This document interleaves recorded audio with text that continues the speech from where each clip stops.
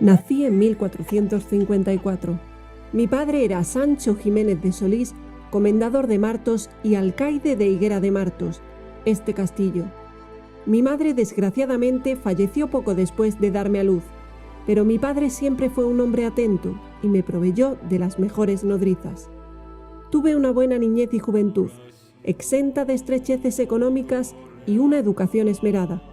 Aprendí conocimientos útiles y buenas maneras, y en 1469, a los 15 años, estaba prometida con Pedro Venegas, miembro del linaje que ostentaba el señorío de Luque, población del Reino de Córdoba. Pero 2 años después, todo cambió para mí. Vivíamos una época de saqueos e incursiones entre el Reino de Castilla y el de Granada, y nosotros éramos gente de frontera. Se recordaba que en 1408 hubo una batalla muy cerca del pueblo, en el arroyo, donde el bando cristiano, con el conde don Fadrique a la cabeza, derrotó a los de Granada, muriendo 200 soldados y recuperando todo el material saqueado. Pero en el año de nuestro Señor de 1471, un 29 de septiembre, una partida de 3000 guerreros de Granada acechaban el pueblo.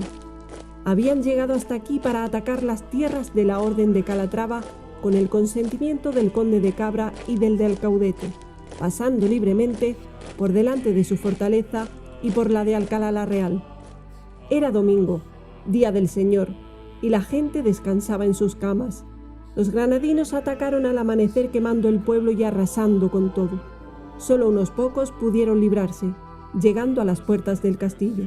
Yo no estaba entre ellos. Asesinaron al cura en la parroquia y le prendieron fuego a la iglesia con muchos vecinos dentro. Hubo todo tipo de suplicios a hombres y mujeres. Dicen que muchos de sus habitantes fueron asesinados.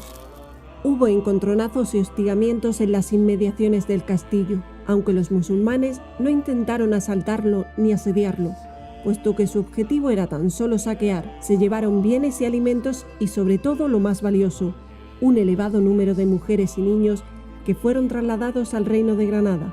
Entre ellos me encontraba yo. No voy a contar por todo lo que pasé, pero puedo decir que fui de las afortunadas. Al llegar a Granada me entregaron al sultán, Muley Hacén, quien me cedió como criada a su esposa Aixa. Lejos de mi tierra, en los suntuosos palacios de la Alhambra, y con 17 años, tuve que encarar la madurez fuera de mi hogar. Pero el sultán se enamoró de mí y me convirtió en su amante, y después, en 1474, en su 9ª esposa. Ya no sería más Isabel de Solís, sino Zoraida, lucero del alba. Le di 2 hijos al sultán, Saír y Naír, lo que me granjeó la enemistad de Aixa, la esposa principal, así como la de muchas familias granadinas. Cuando Muley Hacén me designó como sultana, Aixa temió por sus hijos y participó en una conspiración con la familia de los Abencerrajes para tomar el poder.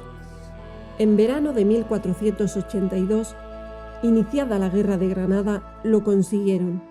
Tuve que refugiarme en Mondéjar hasta que en 1485, cansado y derrotado, falleció Muley Hacén.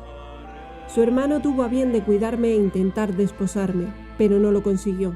No obstante, pudo protegerme hasta 1489, antes de su huida a Orán. Así, sola y con el fin de salvar a mis hijos, en ese mismo año crucé las líneas del frente hacia tierras castellanas. Tuve que reafirmar mis creencias cristianas, ya que mi conversión al Islam fue forzosa.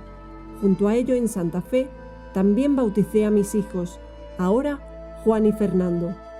Yo también recuperé mi nombre, no volví a contraer matrimonio, y la pensión que recibí hasta el final de mis días no hizo cicatrizar las heridas que fueron marcando mi piel desde que fuera apresada. Isabel de Solís murió en 1510. Sus vivencias han sido recogidas y reproducidas en novelas y documentales, las cuales exponen lo sobresaliente de sus peripecias, manteniéndola viva en el presente. Una leyenda con la suficiente entidad como para ser el símbolo de un momento histórico, de unas décadas decisivas en la historia del Reino de Castilla.